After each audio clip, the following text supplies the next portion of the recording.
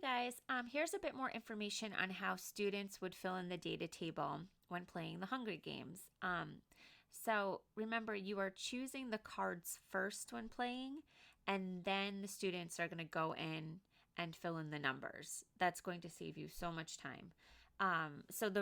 What you need to start are these round one initial numbers. So those are determined before you play the game, and they should be divided as evenly as possible. So in a class of 24 students, there would be 4 students for each of the 6 variations. And to make the population bigger, remember each student represents 10 leopards. So you would multiply the amount of students in each group by 10 to get that bigger size.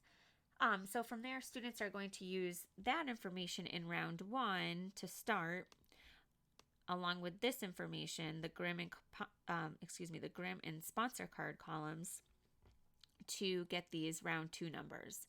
And then round 3 is going to use the round 2 numbers and that corresponding card information to get its numbers, so on and so forth. And you just keep going like that. So at first, Grimm cards result in a decrease of 20%. If the variation gets hit with 1, then you have to deduct 20% from the population. And sponsor cards will increase the variation by 20%. You'll notice that there will be far more Grimm cards than sponsor cards, and that's just the nature of the game. When filling in the data table, you're going to use the numbers from the previous round. So like I mentioned, so for example, we started off with 40. In this first round, it got hit with a Grimm card, so 20% of 40 is 8. So you minus that from 40 to get 32, and you keep going. You can round the numbers up or down. For example, when the population hits 32 and then gets a Grimm card,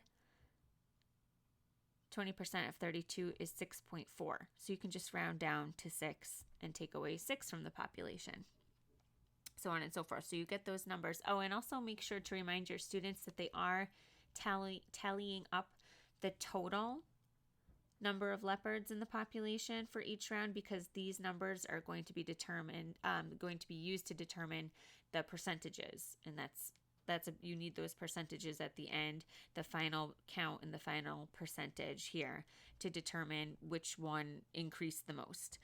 And again, you want to make sure that they do the math last. That's going to save you time because it's much more fluid. They get the hang of it and they can work on it on their own. So you don't want to stop between each round and have them do the math. You just do the Grimm card and sponsor cards and then go in and fill in everything else. So that is pretty much it. Actually, one quick last thing I want to mention is this part here.